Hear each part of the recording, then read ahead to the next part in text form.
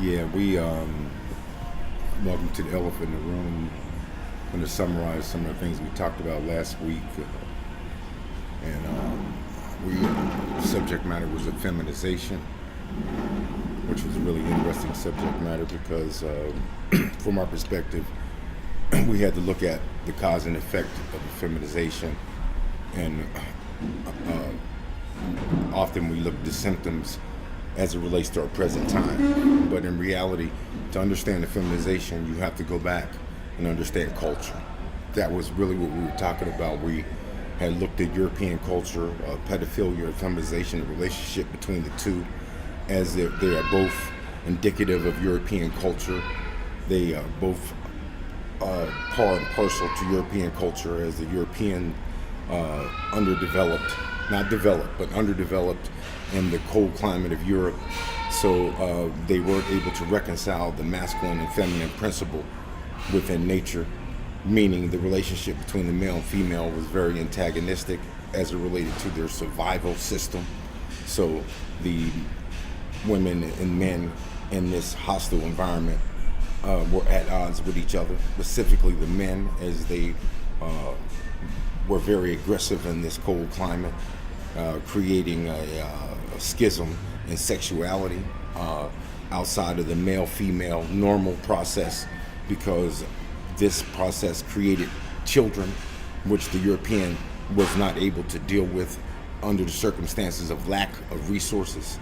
So this went outside of the framework of the male and female and created alternative sexualities.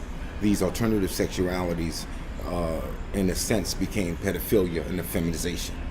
You see, this is the primordial process, of the germ seed of the process. So if we move forward in time, then we'll see the Greek process and the intellectualization of this strange process of dysfunctional sexuality in reverse through the Greek culture. Now we see a feminization and pedophilia being part of the Western process. So it's in the culture.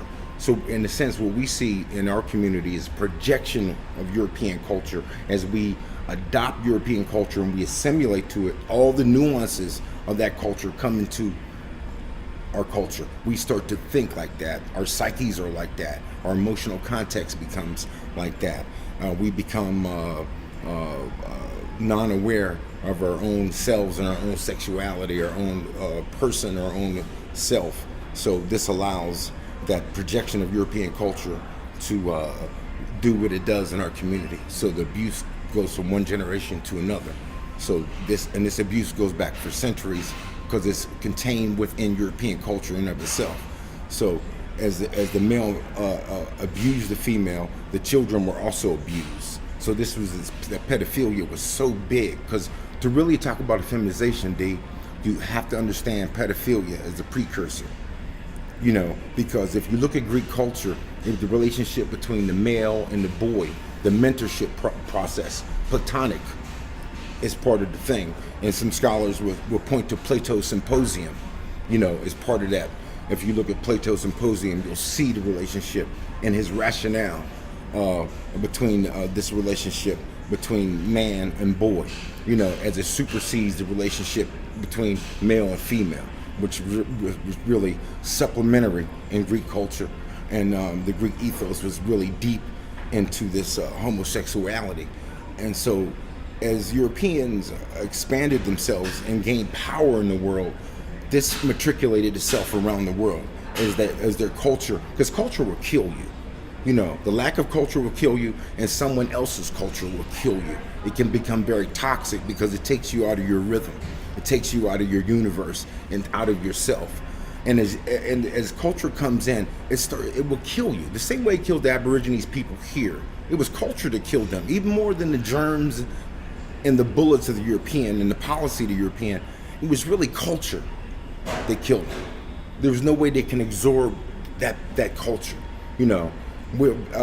Africans have been here since the beginning of time, and we were able to really absorb that culture and still function to some degree. Dysfunction, but we're very resilient like that. Right. Well, example being in the plantation South and in the Caribbeans in 14th, 15th century, the Aborigines people weren't able to deal with that work process, and the Africans were, because they were more sturdy, et cetera, et cetera, et cetera, more adaptable to this particular climate. And so, and the Aborigines people were dying